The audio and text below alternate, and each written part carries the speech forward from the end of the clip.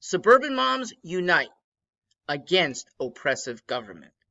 There has never been a time where the issue of what government can do to you and what you could do without government has been more salient, more stark, and maybe more life-threatening.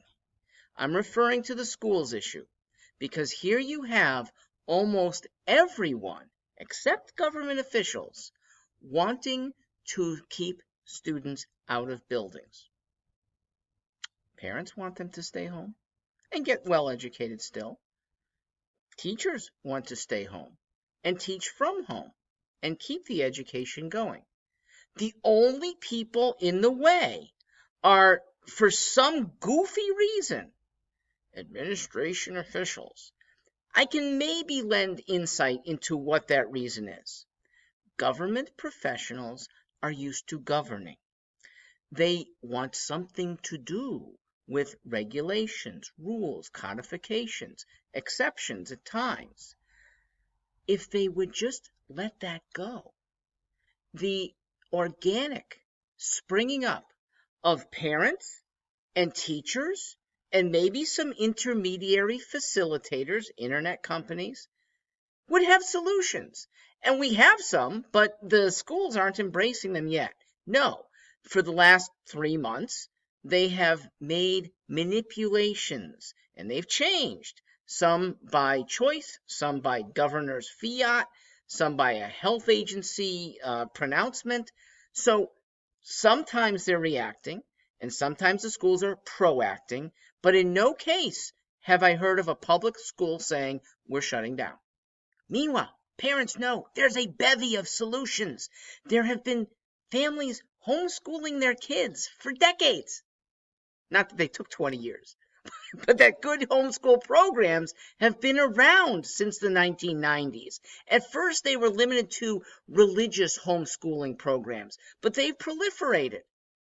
And even if your student is in a learning pod outside the home, because it might be hard to keep a youngster home, especially if both parents have to work, there are learning pods with a facilitator, a parent who wants to have a couple kids along with her own.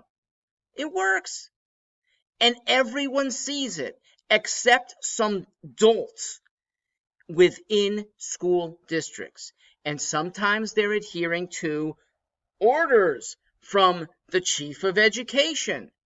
But these are the people at the district level who should have students' education and parents' and grandparents' safety in mind. They don't enough. They are trying to make within their buildings something that is safer than before. Okay, bless them for that half effort. But the full effort says, don't bring the kids into buildings. Parents know that. Teachers know that. Anyone looking in from afar would say, you're crazy. You have been pronouncing the dangers of convening for the last 6 months, and now you want kids to convene. You're doing, I'll put this in pretty diabolical terms, but it's pretty close. The Tuskegee experiment in the early 1900s, actually it lasted until 1972, letting unsuspecting men get treated, but they weren't all treated. Many of them were treated as placebos. Nothing was done for them. They went home, spread syphilis to their wives. Many people died because of false treatments. It was an experiment on Negroes in the South. There's an experiment about to be done on your kids, and maybe on their grandparents to whom they're bringing back a virus. Not worth it. Not when education can be done very well through the internet. Just as you're seeing and hearing me now, you can have that and more, because I'm not that talented. You have talented teachers ready to roll. Use them. I'm Mark Stewart Greenstein. Thanks for hearing me out.